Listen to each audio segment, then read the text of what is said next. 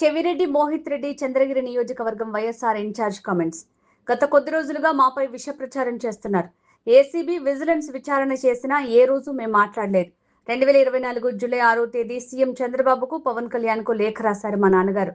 మా మీద మాకు ఉన్న నమ్మకంతో లేఖ రాశాం.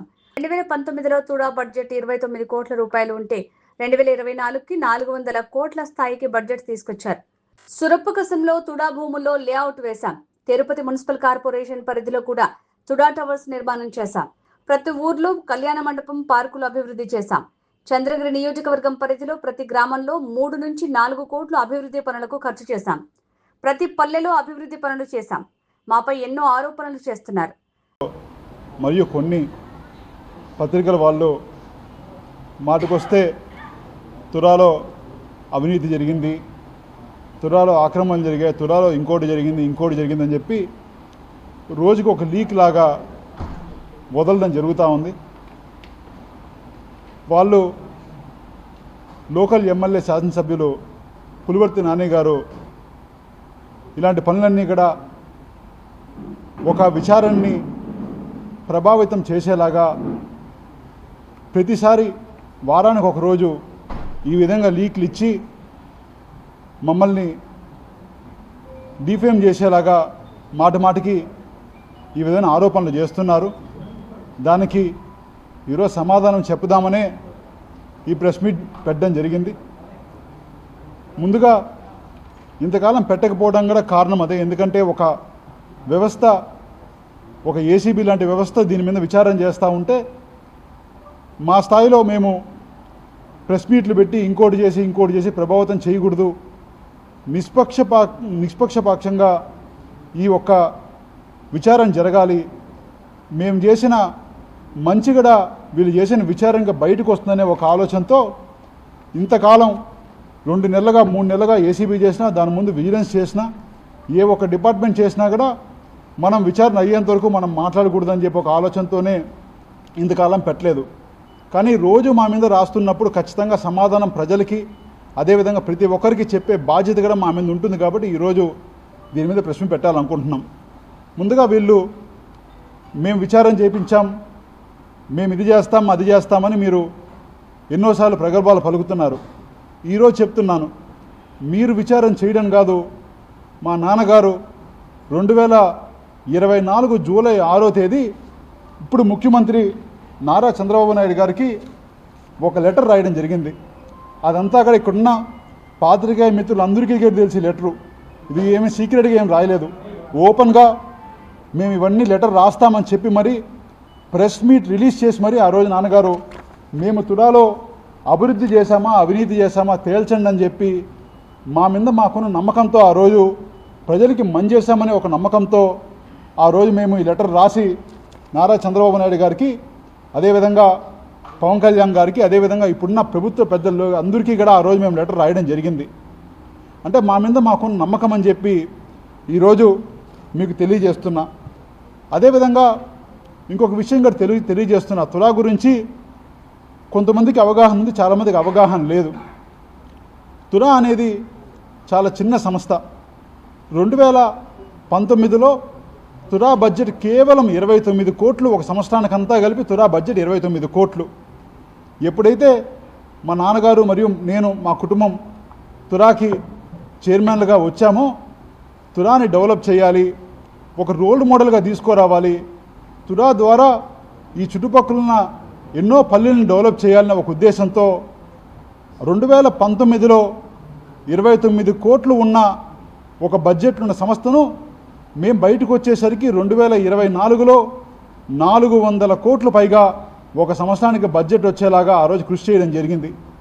అందుకుగాను వేదాంతపురంలో మీ అందరికీ తెలుసు, 20 ఎకరాల ల్యాండు వైసీపీ నాయకులు కొంత కబ్జాలో ఉన్నా కూడా ఆ రోజు మేము మొహమాట పడలేదు. ఆ రోజు ప్రజల ఆస్తి ప్రజలకి చెందాలని చెప్పి ఆ రోజు మేము దానికి మొత్తం కూడా కోర్టులో ఫైట్ చేసి మరి అదంతా కూడా ప్రజలకి తీసుకువచ్చి దాన్ని లేఅవుట్ వేయడం జరిగింది.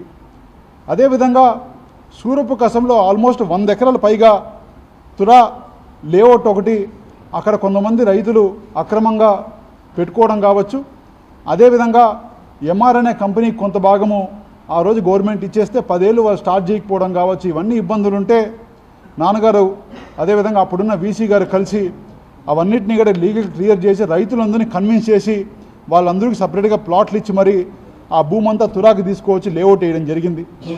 అదేవిధంగా తిరుపతి మున్సిపాలిటీ హ్యాండ్ ఓవర్లో 4 ఎకరాల తురా టవర్స్ ఈరోజు ఏదైతే కడుతున్నారో వాళ్ళ హ్యాండ్ ఓవర్లో ఉంటే ఆ భూమిని కూడా ఆ రోజు సీఎం గారిని రిక్వెస్ట్ చేసి అప్పటి ముఖ్యమంత్రి గారిని రిక్వెస్ట్ చేసి ఆ భూమిని మరీ తురాకి తీసుకొచ్చి తురా టవర్స్ అని కట్టడం జరిగింది.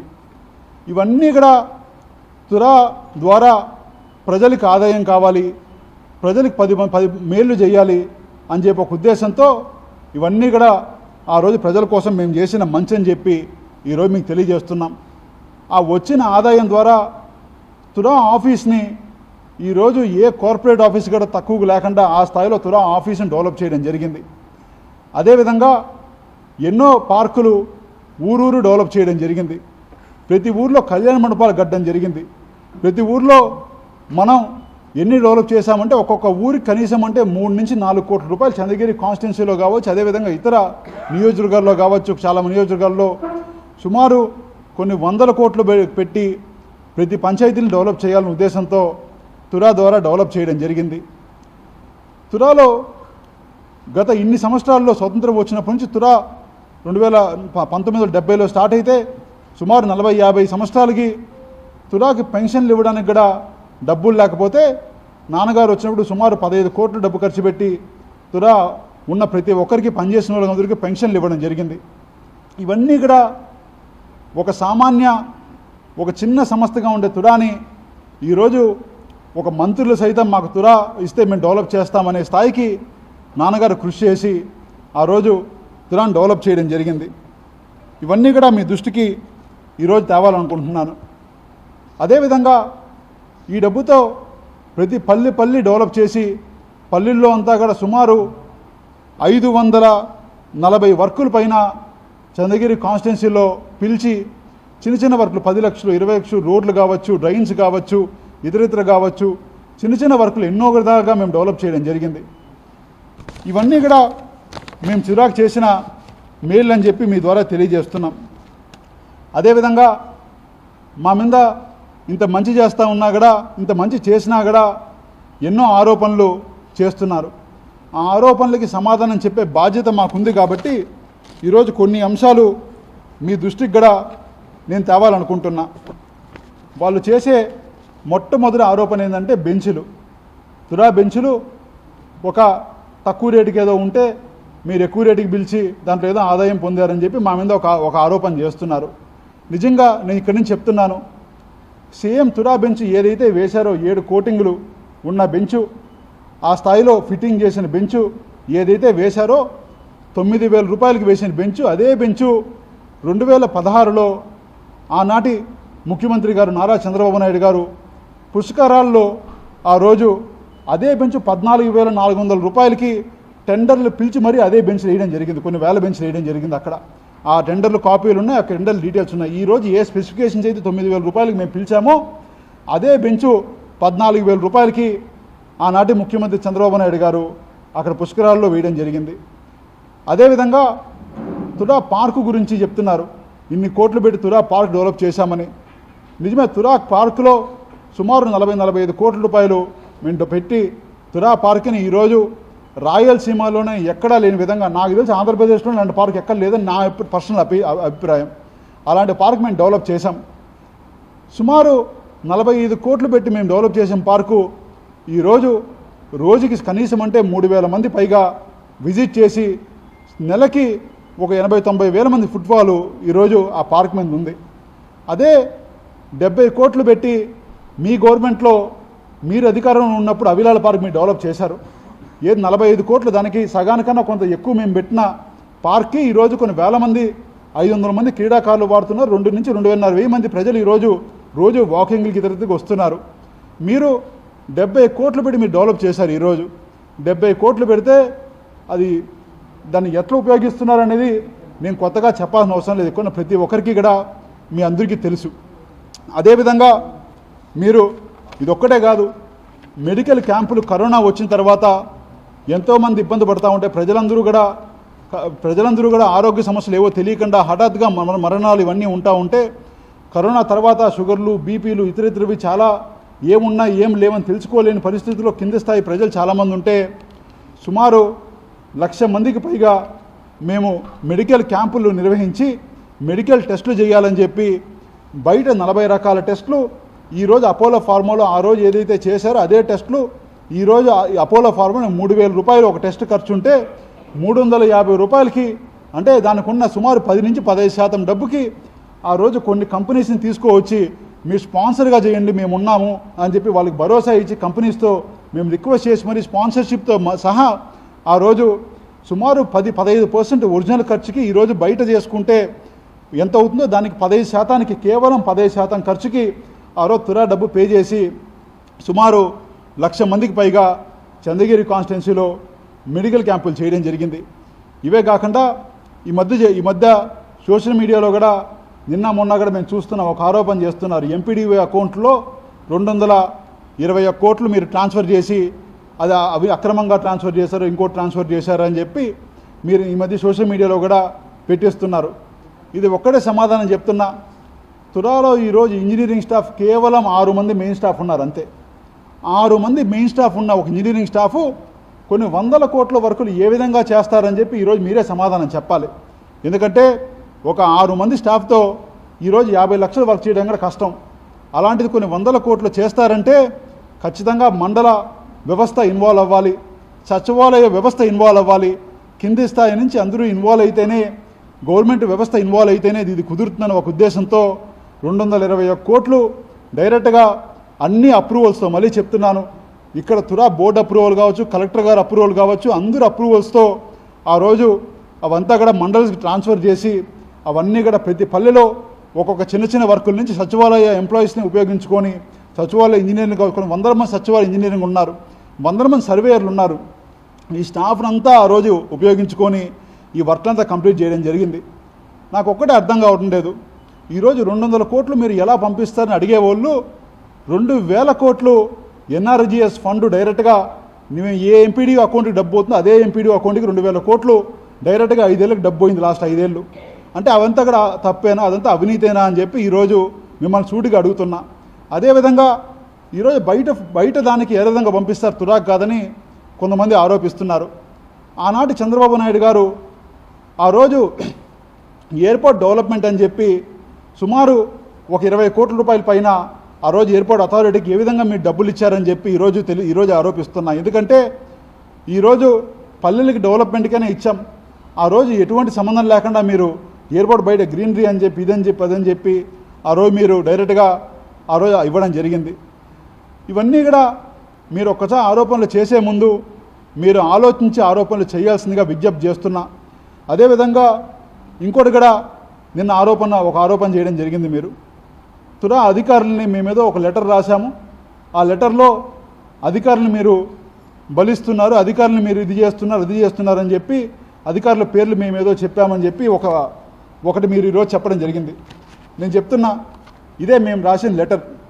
అందరూ అధికారులకి మేము వివరణ ఇచ్చుకోవాలి కాబట్టి మా తరపున వివరణ ఏవేవి తుడాలో గత 5 ఏళ్ళు అభివృద్ధి జరిగిందో ఆ అభివృద్ధి అంతా కూడా మేము ప్రతి ఒక్కటి రాశాము.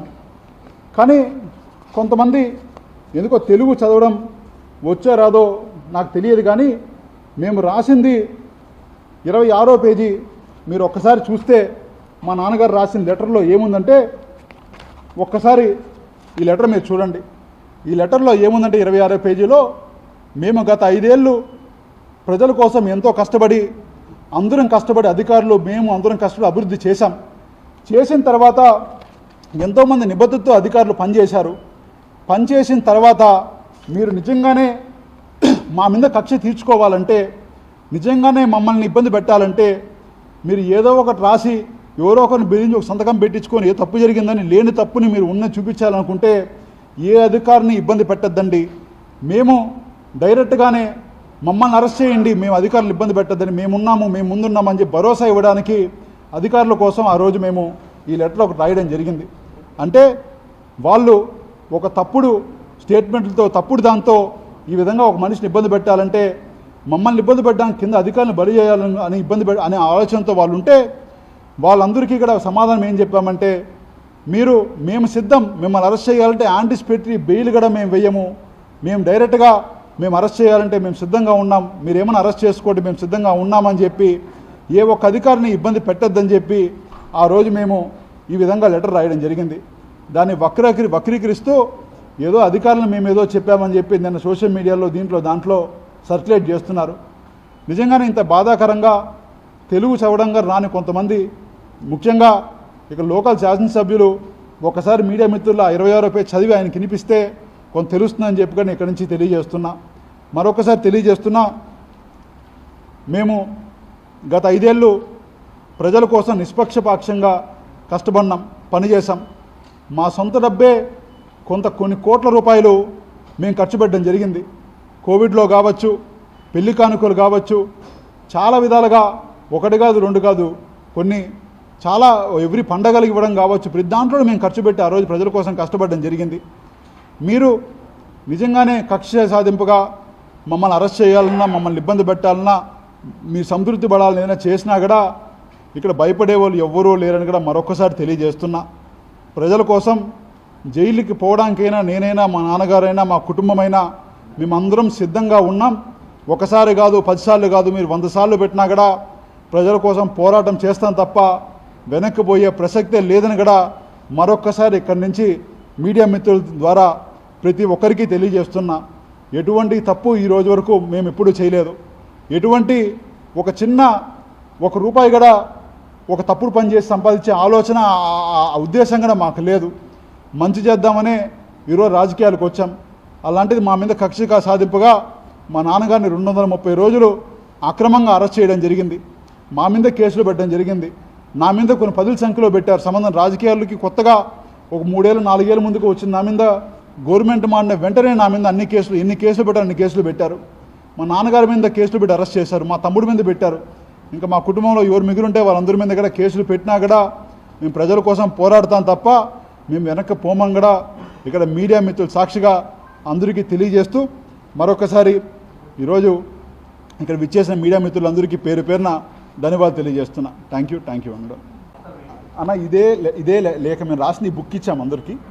ఈ బుక్లో అధికారులు తప్పు అని చెప్పి ఒక వర్డ్ ఎక్కడన్నా ఉందంటే మేము దేనికైనా సిద్ధం. మేము ఒక్కటే చెప్పాం, మీరు నిజంగా ఇబ్బంది పెట్టాలంటే, మీరు నిజంగా మా మీద కక్ష తీర్చుకోవాలంటే చిన్న వాళ్ళని కష్టపడి పనిచేసి అధికారులను ఇబ్బంది పెట్టద్దు, డైరెక్ట్గా మా మీదకి రాండి అని చెప్పి మేము లెటర్ రాసాం.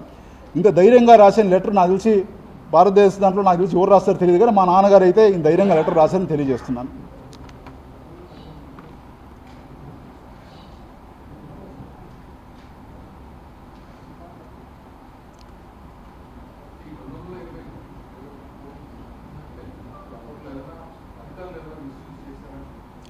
ఒక్కటే అన్న, 2000 కోట్ల పైగా సెంట్రల్ గవర్నమెంట్ ఈరోజు డబ్బు పంపిస్తూ ఉంది. ఈరోజు ఏ డబ్బుగా ఏ ఫండ్ చేయాలి, ఏ గవర్నమెంట్ ఏ పని చేయాలన్నా ఎంపీడీఓలు డబ్బు పంపించి చేస్తారు, అది ప్రొసీజరు. ఆ రోజు తురా దాని ముందు పెద్ద వర్కులు టేకప్ చేసింది ఎప్పుడు లేదు, ఇంత పెద్ద వర్కులు మానిటరింగ్ చేసినట్టు ఏం లేదు. సో తురాలో ఇన్ని వర్కులు చేయాలంటే ఒకే ఒక అవకాశం ఏంటంటే కింది స్థాయి వరకు వ్యవస్థ పనిచేస్తేనే తురా వర్కులు చేయగలుగుతున్న ఒక ఉద్దేశంతో ప్రతి మండలానికి మేము ఆ రోజు డబ్బులు పంపించి అన్ని కూడా వర్కులంతా నిష్పక్షపాతంగా ఆ ఉన్న సచివాలయ వ్యవస్థను వాడుకొని, సచివాలయ వ్యవస్థ అప్పుడే జగనన్న పెట్టారు కాబట్టి దానిలో ఒక సర్వేయర్ ఉంటారు, ఒక ఇంజనీర్ ఉంటారు, ఒక వ్యవస్థ అంతా ఉంటుంది. వాళ్ళందరూ కూడా ఆ ఎంబుక్కులు చేయడానికి, ఇంకోది చేయడానికి వాళ్ళందరూ వ్యవస్థ వాడుకోవాలంటే ఖచ్చితంగా ఎంపీడీఓల ద్వారా చేయాలి. కాబట్టి ఆ రోజు కలెక్టర్ పర్మిషన్తో, గవర్నమెంట్ పర్మిషన్తో, తురా అప్రూవల్స్తో ఇవన్నీ కలిసి కట్టుగా ఆ రోజు మేము పనిచేయడం జరిగింది. అవన్నీ అఫీషియల్గా ఉన్నాయి. కానీ అర్ధ సత్యాలతో ఈరోజు ఏమీ లేకుండా డబ్బులు ఏదో 200 కోట్లు మా ఇంటికి వచ్చినట్టు లేదా ఎంపీడీ వాళ్ళ ఇంటికి వచ్చినట్టు ఈ విధంగా వాళ్ళకి చెప్పడం నిజంగా బాధాకరం. ఇక్కడ ఇది గవర్నమెంట్ వ్యవస్థే, అది గవర్నమెంట్ వ్యవస్థే. ఒక గవర్నమెంట్ వ్యవస్థ నుంచి ఇంకో గవర్నమెంట్ వ్యవస్థకి వెళ్ళి డబ్బు పనిచేశారని తెలియజేస్తున్నాను.